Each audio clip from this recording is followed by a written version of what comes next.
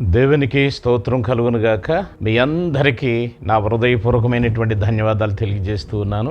గత సెప్టెంబర్ నెల నుండి నేను వాక్యము చెప్పలేకపోయాను, మీ అందరి ముందుకు ఈ వీడియోలు తీసుకురాలేకపోయాను. ఎందుకంటే గత సెప్టెంబర్ నెలలో 17వ తారీఖు నుండి నాకు డెంగ్యూ ఫీవర్ రావటం వల్ల హాస్పిటల్లో 22వ తారీఖు వరకు అడ్మిట్ అయ్యాను.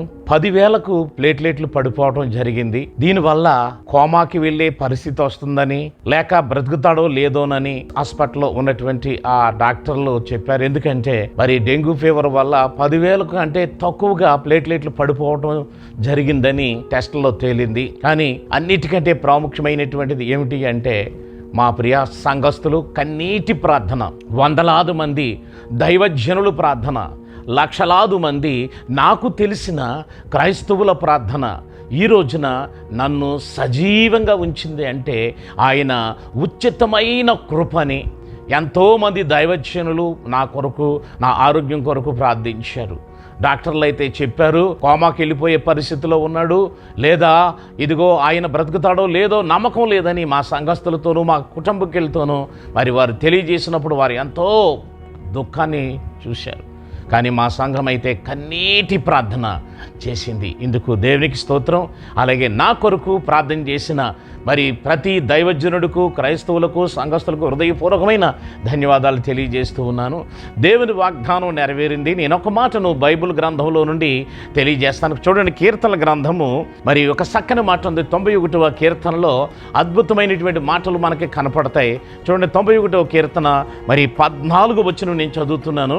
చూడండి, అతడు నన్ను ప్రేమించుచున్నాడు గనక నేను అతన్ని తప్పించదును. అతడు నా నామము నెరిగినవాడు గనక నేను అతని గణపరచెదను. అతడు నాకు మొర్ర పెట్టగా నేను అతనికి ఉత్తరం ఇచ్చేదను. శ్రమలో నేను అతనికి తోడయుందును. అతని విడిపించి అతన్ని గొప్ప చేసేదను. దీర్ఘాయువు చేత అతన్ని తృప్తిపరిచెదను.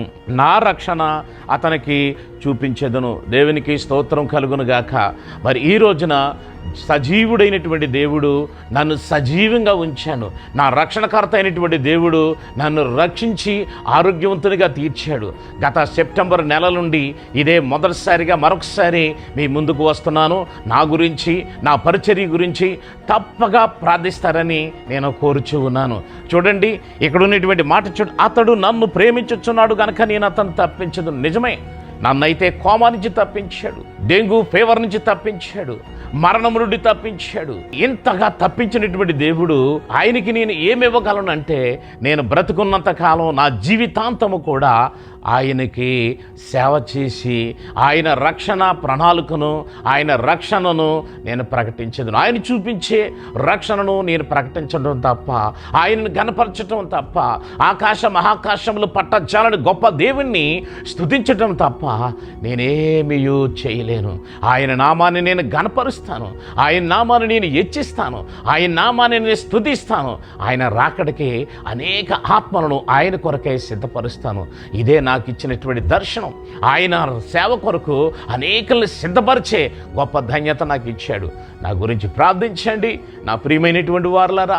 అనేక దైవజనులు నా గురించి ప్రార్థించారు. లక్షలాది మంది క్రైస్తవులు నా గురించి ప్రార్థించారు. నా కోసం ప్రార్థించిన దైవజనులకు, సంఘస్థులకు ప్రతి ఒక్కరికి కూడా నా హృదయపూర్వకమైన ధన్యవాదాలు తెలియజేస్తూ ఉన్నాను.